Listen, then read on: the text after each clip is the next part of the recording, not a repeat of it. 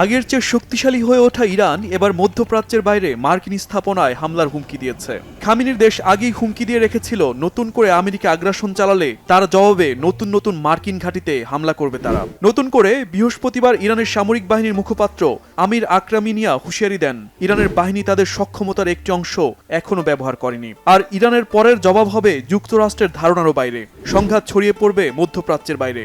আমির আকরামিনিয়া বলেন, প্রতিবেশী মুসলিম দেশগুলোর সাথে ইরানের কোনো শত্রুতা নেই, এমনকি যুক্তরাষ্ট্রকে হামলার জন্য মাটি ব্যবহার করতে না দিয়ে প্রতিবেশী দেশগুলোকে ইরানের সাথে সহযোগিতাপূর্ণ সম্পর্ক বজায় রাখার আহ্বান জানান তিনি।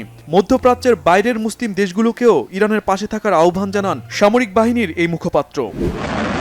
যুক্তরাষ্ট্রের বিরুদ্ধে হামলার জন্য ইরানের সামরিক বাহিনীকে পূর্ণ স্বাধীনতা দিয়েছেন ইরানের পার্লামেন্টের স্পিকার বাগের গালিবাফ। মার্কিন হামলায় 7 ইরানি সেনা নিহত হওয়ার পর এই ঘোষণা দেন তিনি। বিভিন্ন সামরিক স্থাপনায় হামলার পাশাপাশি ইরানের বেসামরিক স্থাপনাকে টার্গেট করছে যুক্তরাষ্ট্র।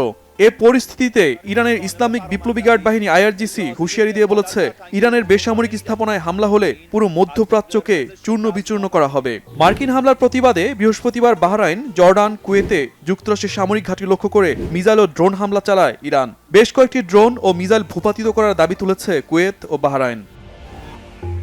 বুধবার রাতভর হামলার পর বৃহস্পতিবার ইরানের কেশম দ্বীপ, বন্দর আব্বাস এবং চাবাহারে আরেক দফা হামলা চালিয়েছে যুক্তরাষ্ট্র। আলোচনা না হলে আগামী সপ্তাহে ইরানে হামলার মাত্রা আরও বাড়ানো হবে বলে হুমকি দিয়েছেন মার্কিন president Donald Trump.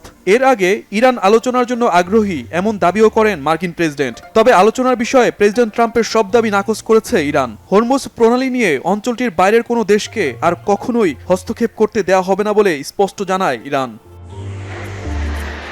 Washington Tehran শান্তি আলোচনা পণ্ড করার জন্য ইসরায়েলকে দায়ী করেছেন খোদ মার্কিন ভাইস প্রেসিডেন্ট জেডি ভেন্স। ফলপ্রসূ আলোচনাটি বানচালে ইসরায়েল অত্যন্ত বাজেভাবে প্রচারণা চালিয়েছে এবং তার জন্য বিপুল পরিমাণ অর্থায়ন করেছে এমন অভিযোগও করেন তিনি। প্রেসিডেন্ট ট্রাম্পের নির্বাচনী প্রচারণার একজন সাবেক কর্মীও ইসরায়েলি প্রচারণার অর্থ পেয়েছে বলে অভিযোগ মার্কিন ভাইস প্রেসিডেন্টের। এ অভিযোগের বিরুদ্ধে ইসরায়েলি প্রশাসন এখন পর্যন্ত কোনো প্রতিক্রিয়া জানায়নি।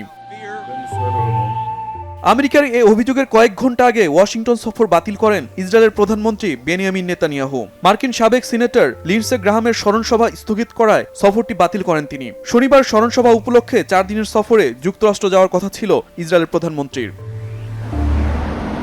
যুদ্ধের এই পরিস্থিতিতে আবারও অর্থনৈতিক বিপর্যয়ের দিকে ঝুঁকছে মধ্যপ্রাচ্যের দেশগুলো।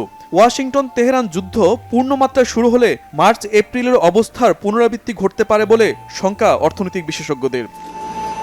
শহীদ Arafat, Bangla Vision, news desk.